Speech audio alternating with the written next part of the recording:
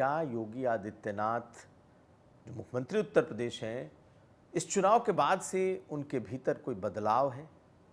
अगर मुख्यमंत्री योगी आदित्यनाथ के सोशल मीडिया को देखेंगे तो अब वो इतने लोगों से मिल रहे हैं, इतने राजनीतिक नेताओं और कार्यकर्ताओं से उनकी मुलाकातें हो रही हैं कि अब लोग ये कहने लगे हैं कि चुनाव ने, खास करके इस चुनावी हार ने मुख्यमंत्री को अपनी कार्यशैली या तो बदलने पर मजबूर कर दिया है, या मुख्यमंत्री अब लोगों से ज़्यादा सहज हो रहे हैं। अभी तक बतौर मुख्यमंत्री वो शासन कर रहे थे, अब मुख्यमंत्री रहते हुए वो अब पार्टी के साथ भी उसी तरीके से खड़े दिखाई दे रहे हैं। हम इस बात को इसलिए कह रहे हैं कि मुख्यमंत्री की अब तस्वीरें उनके सोशल मीडिया पर, खास करके Yogi Adityanath official Twitter handle है, अगर आप उसको देखेंगे तो आपको पता चलेगा कि एक दिन में कई लोगों से, दर्जनों पॉलिटिकल चेहरों से, कार्यकर्ताओं, नेताओं, मंत्री, विधायकों से उनकी अलग से मुलाकातें हो रही हैं। और इसके अलावा समीक्षा की बैठकें अलग हैं। तो अगर पिछले 24 घंटे में अगर आप देखेंगे तो मुख्यमंत्री की तस्वीरें जो उनके सोशल मीडिया पर है, उन्होंने जो मुलाकात की है उसमें सतीश गौतम से मुलाकात की है, जो कि अलीगढ़ से सांसद बनकर के आए हैं। हालांकि उनके चुनाव में बहुत बीजेपी के भीतर ज़बरदस्त विरोध भी हुआ। उसके अलावा देखेंगे तो पूर्व मंत्री धर्मराज निषाद, उनके बेटे के साथ उनकी तस्वीरें हैं।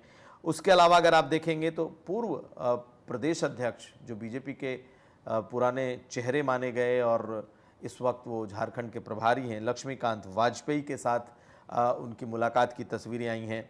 उसके अलावा अगर आप देखेंगे तो प्रदेश उपाध्यक्ष संगठन का जो पद है संतोष सिंह, उनके साथ उनकी मुलाकात हुई है। उसके अलावा अगर आप तस्वीरें देखेंगे तो महाराजगंज के पूर्व जिलाध्यक्ष संजय यादव के साथ उनकी मुलाकात की तस्वीर उन्होंने शेयर की हैं। उसके अलावा देखेंगे तो जो आगरा की सीट है जहां से विधायक हैं रानी पक्षालिका सिंह, उन्होंने मुख्यमंत्री योगी आदित्यनाथ से मुलाकात की है, वो तस्वीरें आई हैं। कौशाम्बी की जिला पंचायत अध्यक्ष कल्पना सोनकर, सिराथू के पूर्व ब्लॉक प्रमुख जितेंद्र सोनकर, यानी कि मुख्यमंत्री से मुलाकातों का जो अगर आप लेवल देखेंगे तो जिला पंचायत अध्यक्ष, पूर्व ब्लॉक पंचायत अध्यक्ष, मंत्री, विधायक, सांसद, पूर्व मंत्री, ऐसे लोगों की तस्वीरें और ऐसे लोगों की लिस्ट आपको दिखाई देगी। उसके अलावा प्रांशु दत्त त्रिवेदी हैं जो कि विधान परिषद के सदस्य हैं, उनकी तस्वीरें हैं। तो इस तरीके की जो तस्वीर आ रही है, क्या ये नई है?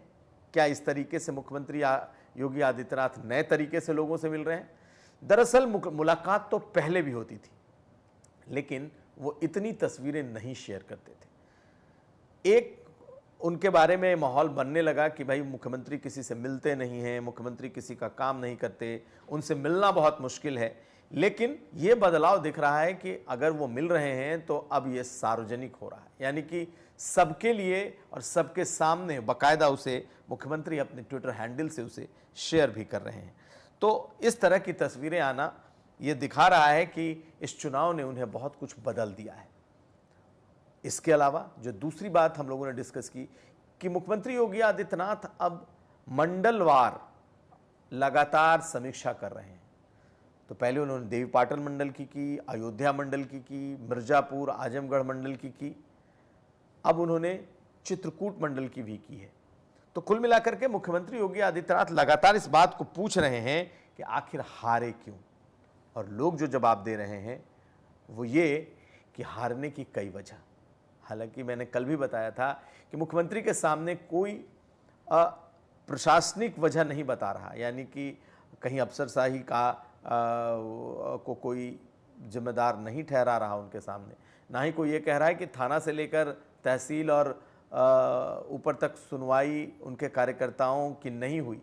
लेकिन ज़्यादातर लोग उन तमाम मुद्दों को ज़रूर बता रहे हैं जो उन्होंने संगठन को बताया, मसलन नैरेटिव का बदल जाना, मसलन आरक्षण जैसी बातों पर सवाल उठना, आरक्षण खत्म होने का नैरेटिव फैल जाना, दलितों के बीच जो अनरेस्ट है वो, इसके अलावा पेपर लीक, ऐसे तमाम बातों को लोग कह रहे हैं।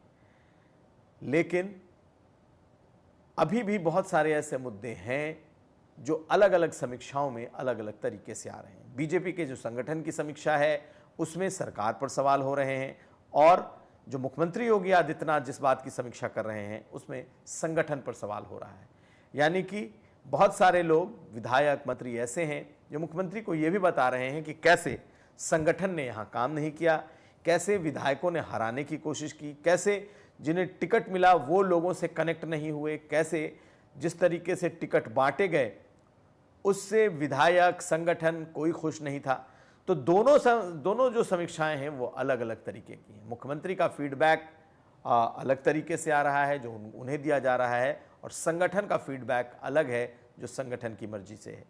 तो क्या आने वाले वक्त में फीडबैक या समीक्षा का कहीं कोई टकराव दिखाई दे सकता है?